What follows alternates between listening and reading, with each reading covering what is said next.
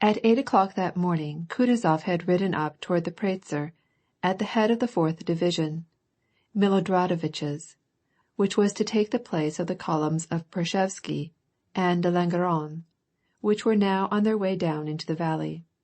He greeted the men of the foremost regiment and gave the word of command, thereby signifying that he intended to lead that column in person. When he reached the village of Pratzen he halted. Prince Andrei, forming one of his large staff, stood just behind him.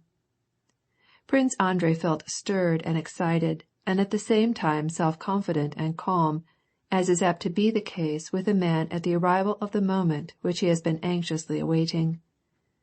He was firmly convinced that this day was to be his Toulon, or his bridge of Arcola.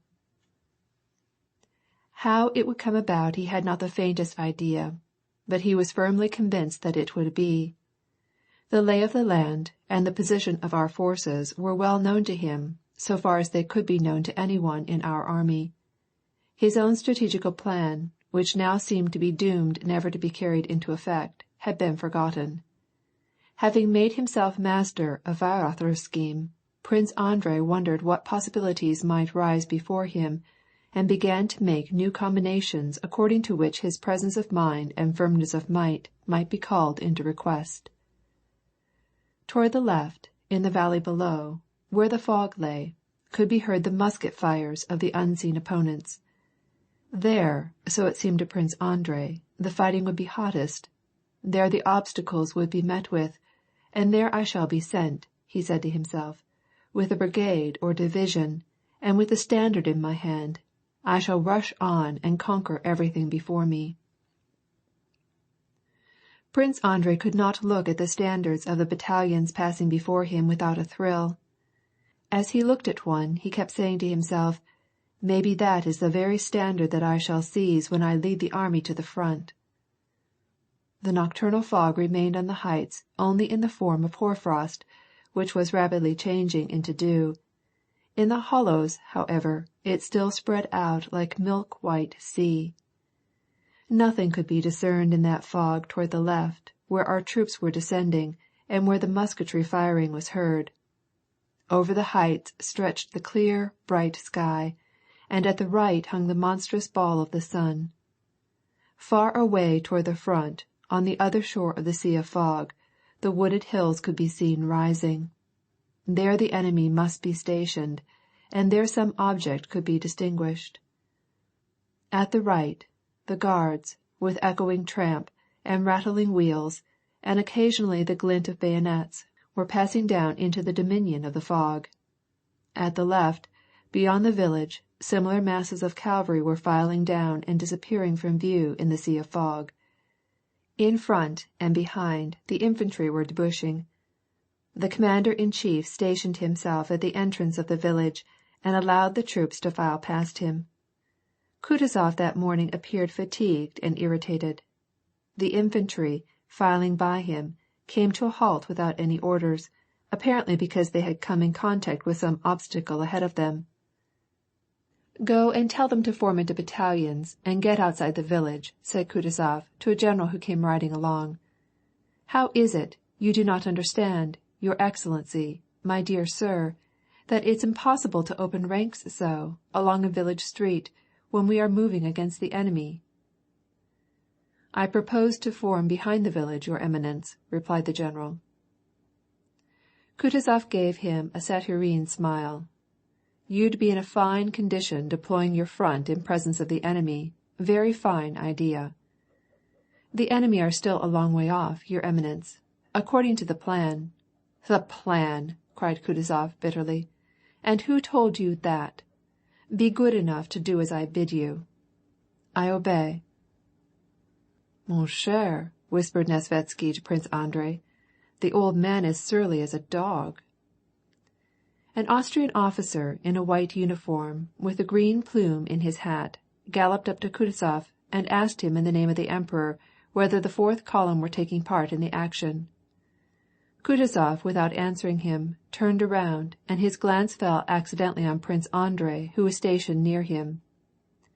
When he noticed Bolkonsky, the vicious and acrimonious expression of his face softened, as though to acknowledge that he was not to blame for what was taking place.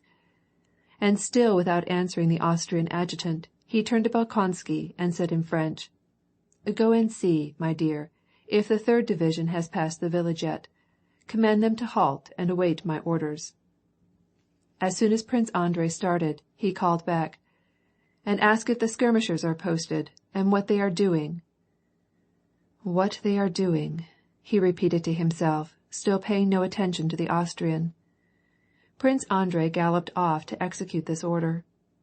Outstripping the battalions, which were all the time pressing forward, he halted the 3rd Division, and convinced himself that no skirmishers had been thrown out in front of our columns. The general command in front of the foremost regiment was greatly amazed at the order from the commander-in-chief to throw out sharpshooters. The regimental commander was firmly assured in his own mind that other troops were in front of him, and that the enemy could not be less than 10 versts distant.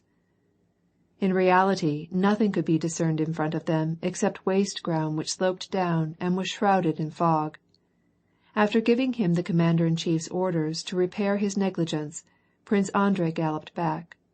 Kutuzov was still in the same place, and with his fat body sitting in a dumpy position in the saddle, was yawning heavily, with his eyes closed.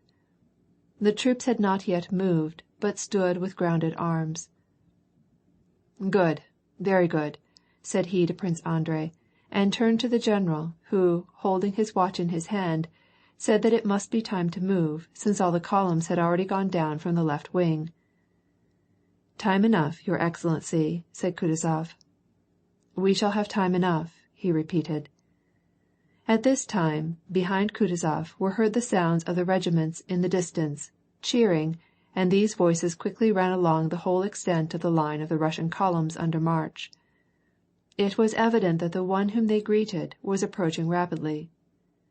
When the soldiers of the regiment at whose head Kutuzov was stationed began to cheer, he rode a little to one side and glanced around with a frown. Along the road from Pratzen came what appeared to be a squadron of gay-colored horsemen. 2 of them at a round gallop rode side by side ahead of the others. One was in a black uniform with a white plume, on a chestnut horse groomed in the English style. The other in a white uniform on a coal-black steed. These were the 2 emperors with their suite. Kutuzov, with the affectation of the thorough soldier, found at his post, shouted "Smirno, eyes front" to the soldiers halting near him, and saluting rode toward the emperor. His whole figure and manner had suddenly undergone a change. He had assumed the mien of a subordinate, of a man ready to surrender his own will. With an affectation of deference which evidently was not pleasing to the Emperor Alexander, he came to meet him and saluted him. This impression crossed the young and happy face of the emperor, and disappeared like the mist wreaths in the clear sky. After his indisposition he was a trifle thinner that day than he had been on the fields of Olmütz, where Bolkonsky had for the first time seen him abroad. There was the same enchanting union of majesty and sweetness in his beautiful gray eyes, and on his thin lips the same possibility of varied feelings, and the same predominating expression of beneficent, innocent youth. At the review at Olmütz he had been more majestic. Here he was happier and more full of energy. His face was a trifle flushed after his gallop of 3 versts, and as he reined in his horse, he drew a long breath and glanced around into the faces of his suite, all young men like himself, and like himself all full of life. Czartoryski and Novosiltsof, and Prince Bolkonsky, and Stroganov, and many others, all richly dressed, jovial young men on handsome, well-groomed, fresh-looking and slightly sweating horses, chatting and laughing together, formed a group behind the sovereign. The Emperor Franz, a florid young man with a long face, sat bolt upright in his saddle on his handsome black stallion, and slowly glanced around him with an anxious expression. He beckoned to one of his white uniformed aides and asked him some question. Probably he asked at what hour they had come, thought Prince Andrei, gazing at his old acquaintance with a smile which he could not repress at the thought of his audience. The emperor's suite was composed of young orderlies, Austrian and Russian, selected from the regiments of the Guards and of the line. Grooms had brought with them handsome reserve horses in embroidered caparisons for the emperors. Just as when a fresh breeze from the fields breathes through an open window into a stuffy chamber, so these brilliant young men brought with them to Kutuzov's dispirited staff the sense of youth and energy and confidence in victory. "Why don't you begin, Mikhail Larionovitch?" impatiently demanded the Emperor Alexander, turning to Kutuzov, at the same time looking curiously toward the Emperor Franz. "I was waiting, Your Majesty," replied Kutuzov, deferentially bowing low. The Emperor leaned toward him, frowning slightly, and giving him to understand that he did not hear. "I was waiting, Your Majesty," repeated Kutuzov, and Prince Andrei noted that Kutuzov's upper lip curled unnaturally when he repeated the words, "I was waiting." "The columns have not all assembled, Your Majesty." The sovereign heard, but the answer evidently displeased him.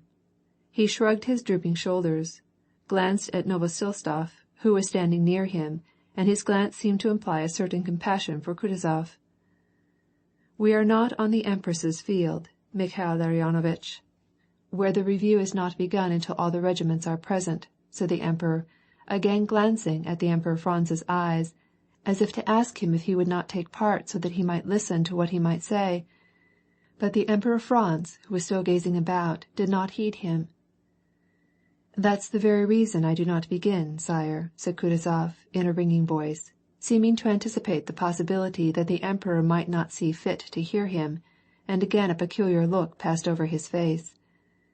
"That's the very reason I do not begin, sire, because we are not on parade and not on the Empress's field," he repeated, clearly and distinctly. The faces of all those composing the Emperor's suite expressed annoyance and reproach, as they hastily exchanged glances on hearing these words. "No matter if he is old, he ought not, he never ought to speak in that way," the faces seemed to say. "However, if you give the order, Your Majesty," said Kutuzov, raising his head and again assuming that former tone of a general ready to listen to orders and to obey. He turned his horse. Beckoning to Division Commander Miloradovitch, he gave him the order to attack. The troops were again set in motion, and 2 battalions of the Novgorodsky regiment and 1 battalion of the Isfarian regiment filed forward past the Emperor. While this Afrezim battalion was passing, the floored Miloradovitch, without his cloak and with his uniform covered with orders, and his hat decorated with an immense plume and set on one side with a point forward, galloped forward and gallantly saluting, reined in his horse in front of the sovereign. "Es Bogom, God be with you, General," exclaimed the Emperor. "We will do our best, sire," replied the other cheerily. Nevertheless, the gentleman of the suite could not refrain from smiling contemptuously at the execrable way in which he pronounced his French. Miloradovitch turned his horse sharply round and remained a short distance behind the Emperor. The Isfarian boys, inspired by the presence of their sovereign, marched by the emperors and their suite with lively, gallant strides, keeping perfect time. "Children," cried Miloradovitch in a loud, self-confident and cheering voice, evidently roused by the sounds of the firing, the expectation of the battle, and the sight of the Isfarian boys, who had been his comrades in the campaign with Suvorov, and were now briskly marching past the emperors, and roused to such a pitch that he forgot that the sovereign was present. "Children, this is not the first village that you have had to take," he cried. "Do our best," cried the soldiers. The emperor's mare started at the unexpected shout. This mare, which the emperor had ridden before during other reviews in Russia, here on the battlefield of Austerlitz carried her rider, not noticing the captious thrusts of his left heel, pricking up her ears at the sound of the musketry firing, just as she did on the field of Mars, not realizing the significance of those re-echoing volleys, nor of the neighborhood of the Emperor Franz's black stallion, nor of what the man who was on that day sat upon her back said, thought, felt. The sovereign, with a smile, turned to one of his immediate suite, and pointing to the Isfarian lads, made some remark. End of chapter 15.